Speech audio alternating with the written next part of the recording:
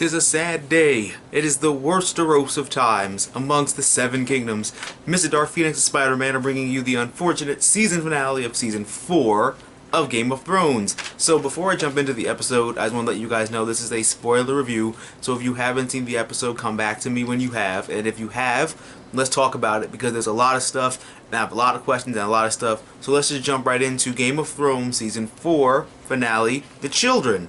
The Children of the Forest. Let's go right into it. Jon Snow and the Indian chief have a drink to the nearly departed, and if they would have departed drank to everybody, the show would have been literally 20 minutes. Let's see, Ned Stark, Robb Stark, Catelyn Stark, Oberyn, Ygritte. They'd have gotten down to her eventually. We're talking about the main people. Most of the North, all of it I think actually, because they killed all of the stuff. So if we're gonna have a drink to the dearly departed, let's do that shit right. I might make that into a video, so we'll check about that. Soldiers invade from both sides, and it's Stannis to the rescue. When me and my family were watching this, we were all just like, holy shit. And just for shits and giggles, I was like, oh my god, Daenerys is here. But that was inaccurate because it was Stannis, and we thought they were White Walkers. So we were like, oh shit, they're equally as fucked because they haven't done nothing. Look at you. You still haven't had the nerve to show up yet. And your people ain't helped no way, frosty bastard everybody. I'll leave him over there to his own stuff. But Stannis is here. He's really going on this whole he's the king shtick, and it's kind of getting old because once Daenerys shows up, then I feel like he's gonna die by something of her hand or something revolving around her. So he might as well enjoy him calling himself that for a little bit until someone else comes and takes over. Jon is... Did you ever see Jon's face when Stannis was talking to that Indian chief? Jon's face was like, I'm not with them. I am not with them. I don't associate myself with them. I just came here to negotiate, and you came on both sides and started killing everybody. So, just to clarify, I, Jon Snow, am not with them. Just letting you know that with my facial expressions. But I like how Jon, you know, there was like, oh, what would your father do with him? He was like, I was his prisoner. He could have tortured and killed me, but he didn't. So I feel like we should offer him that same gratitude. I thought that was really cool because, like, you know, you burn your bridges, but you also make them also. You know, like, neither of them had no intention of killing the other one. They just wanted to talk and negotiate.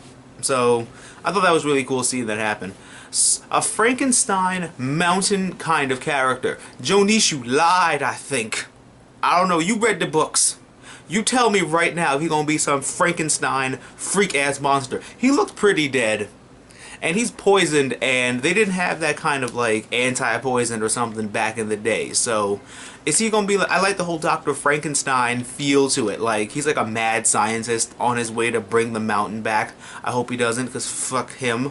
Fuck the mountain. So if he comes back as some Frankenstein freak-ass monster, I'll be scared because yeah. So I hope he dies and we leave him alone and we don't try and Frankenstein his ass out of a coma. Now Cersei comes clean about the twincest. My thing about that whole thing was that I always felt that Tywin knew, because it was obviously the talk of the, you know, the people, whoever were there that had the nerve to talk about it. So I always felt like Tywin knew, but he just chose to write it off and never consider it. Even though, seriously, you got a blonde as fuck bitch and a black haired as fuck guy, and you both come out with a same fucking blonde as fuck child, like, it all seems way too obvious, you know? But Tywin learns the truth that his whole family legacy is a lie, and that pretty much after everything it's not gonna mean anything, so that's gotta hurt. But Tywin, you can't be mad because she did the same shit you would have done, like father, like daughter, so you can't be mad at that. So now Cersei wants Jaime now, and it's no longer wrong, and now she's like, I don't care. Fuck you. Get out. Alright, the other episode where y'all were having sex near your inbred son's dead body, it was wrong then, but now that you've opened your mouth about it, now it's not wrong. Get the hell out of here, Cersei. You damn bitch twincest queen ass. Get out of here with your nonsense. Drogon's and the rest. Drogon's been a really bad dragon boy. So now we gotta lock up Rhaegal and Viserion because Drogon's been all around the town eating and burning children. That's terrible. He's been eating and burning kids. Honestly, it comes down to what Jorah said in the First episode, I think. It's like, they are dragons. You cannot tame them. And you're letting them roam free.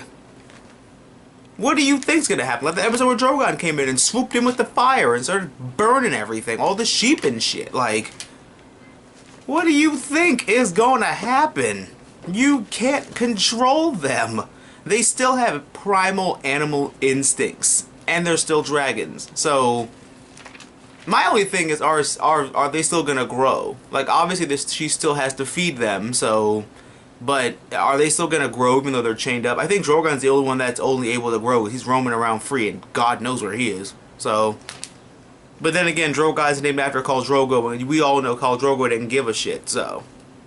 Yeah. Let's just leave it at that. Go Drogon. Hide. They's coming for you. We finally make it to the pretty tree with the little creepy little girl that I think was using magic. Was that magic? Because grenades didn't exist back then, so I'm pretty sure she was throwing lightning and fire bolts at the little skeleton thing that came up from the ground. And can we please talk about how anticlimactic that what's-his-face Link's death was? He looks like Link, that's why I call him that. But it was so like... It was so simple, it was so funny, it was so wrong. Like, just... like repeated, and that's it. Like, okay, that's anticlimactic, really, like, but then again, death doesn't faze me as much on the show, because, oh, I'm still mourning over Oberyn, even though that was like 2 weeks ago. So, Ygritte and the two homies from the Night's Watch, and now this kid, I liked him, but death does not faze me anymore on this show, honestly. So I'm just like, boof, oh, another character I liked is dead, oh well. Move on to the next ones. Poor Link, like I said before. I loved that scene where he was talking all this hypothetical fancy shit, and Bran's all excited like, you could help me walk again? And he's like, no, nigga, you paraplegic forever. Ain't no magic, ain't no thing I could do to help you walk again. It's just you gonna be crippled for life, forever. You're crippled for life. Forever. So, get used to that. But you can fly. You might not be able to walk, but you can fly. How's that for an alternative? Like, damn. I had a little slither of hope that he was going to help him walk again. But I guess if he could fly and, you know, all that other stuff, technically he can walk in a wolf's body and he can walk in Hodor's body. So... I mean, beggars really can't be choosers here. You got a mystical ability that you got from falling out a window. So, I mean, take what you can. Let's do that. Let's take what we can here. Brienne and Arya bond over being tomboys that love to fight. I thought that whole scene was really great. Like when she was like, my father taught me. He said if you're going to do it wrong, you might as well learn how to do it right. And I'm like, well, it's true. Sometimes you just got it. If you're going to do it wrong, you might as well learn how to do it right. And I like that whole shock on her face when she saw Arya for the first time. Like, I have to bring you back. And in my head, I'm like, yeah, the Hound's right. Where are you going to take her? Like, but all in all, I like that scene a lot. Because they really, like, you know, they bonded for a little bit. Now it's like, no, I'm not going with you. Like, well, damn. Now we've lost another Stark child to this. But it's alright, though. And a fan fight that I'm pretty sure was not in the books is Brienne versus the Hound. I'm really glad they did this fight because we all have been hearing about Brienne. We saw her fight, like, I think once or half a time, 1.5 times, and we really want to see what she's made of. So I'm glad she got to fight the Hound of all people, and I like how dark and gritty their fight was, because it's like, Brienne can throw down, and once the second half started, where she started not play by the rules, she hit him in the nuts and she bit his ear, and it was like, yeah, Brienne, you gotta be down and dirty. You can't just, no. You gotta be down and dirty, you gotta fight like you're not a knight anymore. You're technically not a knight, but you know, she's learning, you know, you gotta fight with what you can. And yeah, Brienne can throw down, and I'm so glad. Just a little side note from this, actually, she was actually casted in the new Star Wars movie. So after this, I really hope she's either a Sith Lord or a Jedi. Just give her a lightsaber or two, and we'll be fine. Because seriously, Brienne needs to be a Jedi. Or a Sith Lord. I don't care which one. Arya crosses another name off her list in a different way. I love that whole scene also where the Hound just wanted to die and he was trying to get on her bad side and try to piss her off. She's just looking at him like, it's not going to work. You need to suffer. And so she just took his money and walked away. And I was like, alright. Arya crossed the names off her list. Some of them weren't her doing, but still. I like that. I like how Arya's character starting to descend more into her dark side, into her killer side. It's kind of like if you watch Arrow, it's kind of like what Huntress said in that episode Birds of Prey. It's like once you let the darkness inside, it's never coming out. You can never go back. So Arya's darkness is growing and growing, and I can't wait to see future installments about what she does further on down the line. Jaime and Tyrion share a tender brotherly moment because, unlike him and Cersei, they actually legit love each other. Because they have a true meaning of family. Honestly, if I could choose the Lannisters to really delve in their family, I would pick Tyrion and Jaime. They're the only two with, I feel like, a sense of family. It's like Tyrion and Jaime and Cersei have, like, we fuck. So it's like, that's not really family, that's love and lust. But, you know, still.